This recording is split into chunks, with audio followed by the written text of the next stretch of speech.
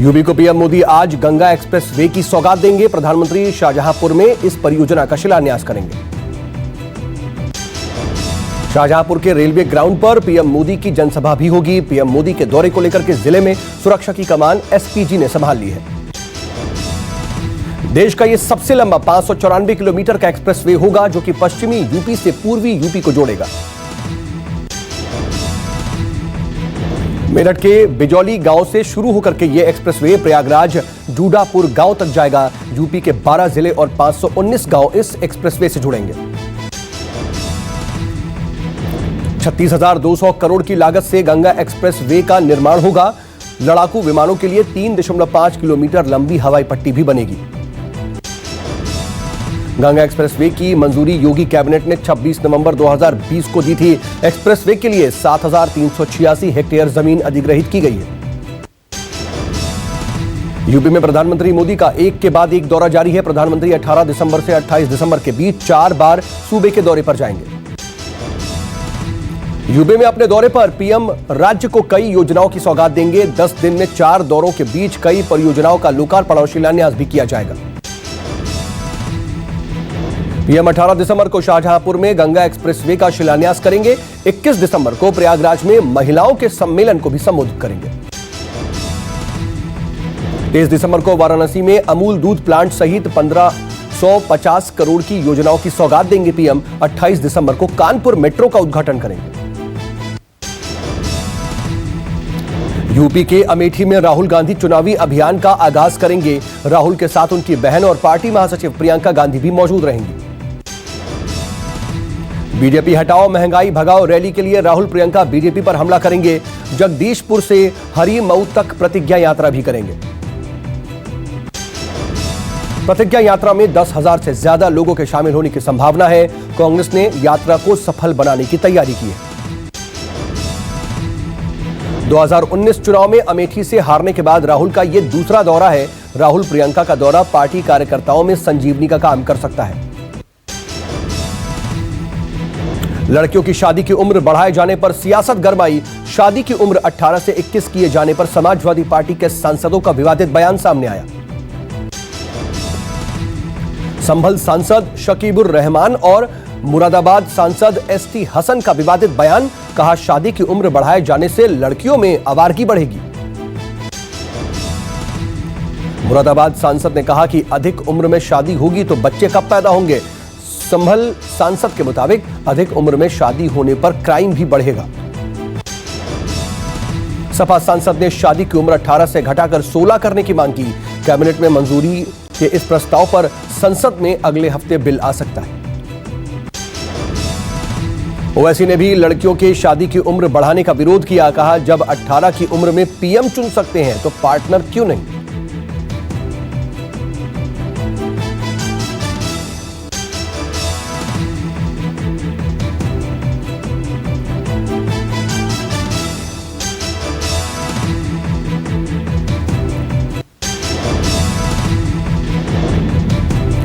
कर्नाटक के कांग्रेस विधायक के विवादित बयान पर प्रियंका गांधी ने सख्त चेतावनी दी है। रेप को लेकर के दिए बयान को कांग्रेस महासचिव ने बेहद खेदजनक बताया। प्रियंका ने ट्वीट करके विधायक रमेश कुमार के बयान को अपमानजनक बताया। कांग्रेस विधायक ने रेप को लेकर के कहा था कि अगर आप रोक नहीं सकती तो एंजॉय कीजिए। कांग्रेस विधायक को बर्खास्त किए जाने की मांग की जा रही है। बीजेपी ने इस बयान की आड़ में प्रियंका के महिला सशक्तिकरण अभियान को भी ढकोसला कहा है। पंजाब में पंजाब लोक कांग्रेस और बीजेपी के बीच चुनावी गठबंधन हो गया है। दिल्ली में कैप्टन अमरिंदर सिंह और बीजेपी नेता गजेंद्र सिंह शेखावत ने इसका ऐलान किया। गठबंधन में अकाली दल का ढींढसा गुट भी शामिल हो सकता है। कैप्टन अमरिंदर और बीजेपी पंजाब प्रभारी शेखावत के बीच बंद कमरे में 1 घंटे तक मुलाकात हुई।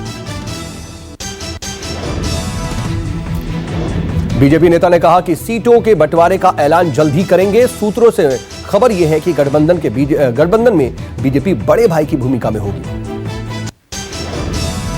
पंजाब के डीजीपी पद से इकबाल प्रीत सिंह सहोता को हटा दिया गया है। उनकी जगह पर सिद्धार्थ चट्टोपाध्याय को राज्य का कार्यवाहक डीजीपी बनाया गया है। 1986 बैच के आईपीएस चट्टोपाध्याय नियमित डीजीपी की नियुक्ति तक ये पद संभालेंगे। सहोता को सीएम चरणजीत सिंह चन्नी का नजदीकी माना जा रहा है। सूत्रों से खबर है कि कांग्रेस प्रदेश अध्यक्ष सिद्धू के दबाव में डीजीपी को हटाया गया, जिसे लेकर के बीजेपी बीएसपी ने चन्नी सरकार पर सवाल भी उठाए। किसान आंदोलन का आज पहला राजनीतिक चेहरा दिख सकता है। चंडीगढ़ में आंदोलन से निकलने वाले पहले राजनीतिक दल का ऐलान हो सकता है। किसान नेता गुरनाम सिंह चढ़ूनी ने एक प्रेस कॉन्फ्रेंस बुलाई है, जिसमें चढ़ूनी नए राजनीतिक दल की घोषणा कर सकते हैं। संयुक्त किसान मोर्चा राजनीति से दूर रहने की बात करता रहा है, लेकिन चढ़ूनी कई मौकों पर सियासी दल बनाने और चुनाव लड़ने की बात करते आए। देश में ओमिक्रॉन के मरीजों की संख्या 113 तक पहुंच चुकी है। शुक्रवार को देश में नए वेरिएंट के 24 केस सामने आए। दिल्ली में 12, महाराष्ट्र में 8 और केरल में और यूपी में 2-2 केस सामने आए। देश के 12 राज्यों में ओमिक्रॉन का संक्रमण फैल चुका है। यूपी में भी ओमिक्रॉन की एंट्री हो गई है। गाजियाबाद के नेहरू नगर इलाके में बुजुर्ग दंपति नए वेरिएंट से संक्रमित पाए गए। सरकार ने लोगों से विशेष सतर्कता और मास्क के इस्तेमाल की अपील की है। स्वास्थ्य विभाग, आईएमआरसी और नीति आयोग ने शुक्रवार साझा प्रेस कॉन्फ्रेंस की। नीति आयोग के मुताबिक ब्रिटेन के ओमिक्रॉन संक्रमण की रफ्तार रहने पर देश में रोजाना 14 लाख तक केस आ सकते हैं। ओमिक्रॉन के महाराष्ट्र में 32 और दिल्ली में 22 केस अब तक हो चुके हैं। दुनिया के 91 देशों में नए वेरिएंट के फैलने की पुष्टि हो चुकी है। देश में पिछले 24 घंटे में 7,447 कोरोना केस दर्ज किए गए। कोविड की वजह से पिछले एक दिन में 391 लोगों की मौत हुई। स्वास्थ्य मंत्रालय के मुताबिक पिछले 20 दिनों में रोजाना नए केसों का आंकड़ा 10,000 से नीचे है। देश में कोरोना के कुल सक्रिय केसों में से 40.31% केरल में है। यूपी में पिछले एक दिन में कोरोना के 22 नए मरीज पाए गए हैं। प्रदेश में एक्टिव केसों का आंकड़ा 164 तक पहुंच गया है। ब्रिटेन में कोरोना बेकाबू हो गया है। शुक्रवार को 93,000 से ज्यादा कोविड पेशेंट सामने आए। भारतीय प्रतिस्पर्धा आयोग ने दिग्गज ई कॉमर्स कंपनी अमेजन को बड़ा झटका दिया है। सीसीआई ने अमेजन और फ्यूचर ग्रुप डील को रद्द कर दिया है। आयोग ने प्रावधानों की अनदेखी के लिए अमेजन पर 202 करोड़ का जुर्माना भी लगाया है। फ्यूचर ग्रुप ने अमेजन के खिलाफ सीसीआई में अपील की थी। इलाहाबाद हाई कोर्ट ने महिलाओं के अधिकार को लेकर के एक ऐतिहासिक फैसला दिया है। कोर्ट ने छात्राओं को मातृत्व अवकाश से जुड़ी सुविधाएं लेने का हकदार बताया है। मातृत्व अवकाश न मिल पाने की वजह से याचिकाकर्ता को परीक्षा छोड़नी पड़ी थी।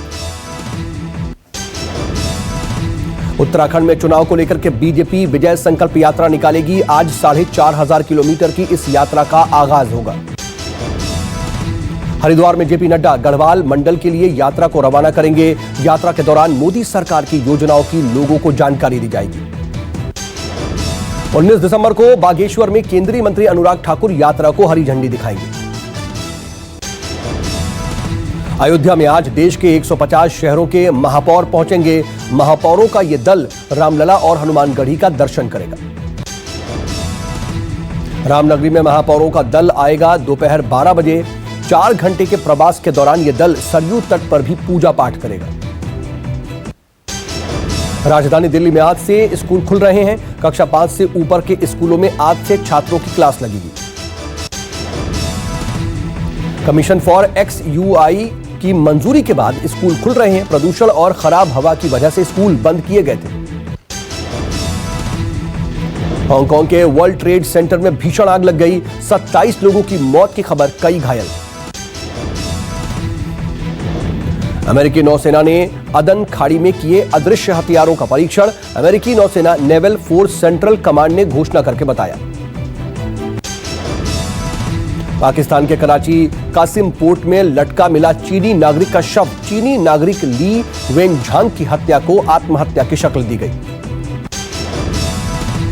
पाकिस्तान के कॉलेज में छात्रा से दुष्कर्म मामले में 4 दोषियों को मृत्यु दंड। न्यायाधीश राना अब्दुल हकीम ने सुनाया फैसला। अमेरिकी राष्ट्रपति जो बाइडेन रूसी राष्ट्रपति व्लादिमीर पुतिन से इस महीने सुरक्षा गारंटी पर करेंगे बात। वीडियो कॉल के जरिए होगी बातचीत। रेलवे ने लॉन्च किया IRCTC आई पे ऐप के जरिए यात्री को टिकट बुकिंग और कैंसिलेशन की सुविधा मिलेगी।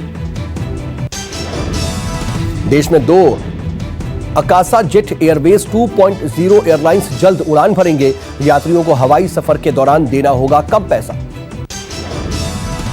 इंडियन ऑयल ने जेट फ्यूल कीमतों में कटौती की है। यात्रियों के किराए सस्ते होने की उम्मीद।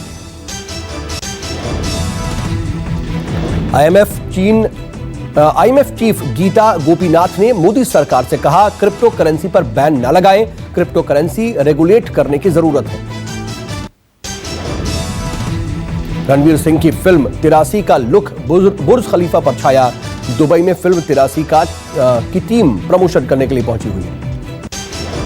अंकिता लोखंडे शादी के बाद पहली बार पति विकी जैन के साथ मीडिया को पोज देती हुई नजर आई। ब्लू साड़ी में बेहद खूबसूरत लगी अंकिता लोखंडे। शाहिद कपूर ने अपकमिंग फिल्म जर्सी के मरहम गाने पर बनाया वीडियो। फिल्म 31 दिसंबर को सिनेमाघरों में दस्तक देगी। हिना खान ने इंडियन आउटफिट में बनाया शानदार वीडियो में व्हाइट इंडियन ट्रेडिशनल ड्रेस में दिखाई दे रही है हिना खान। टाइगर श्रॉफ ने फिल्म कभी खुशी कभी गम में ऋतिक रोशन के फेमस डांस स्टेप की एक्टिंग की। टाइगर श्रॉफ का वीडियो सोशल मीडिया पर वायरल हो रहा है।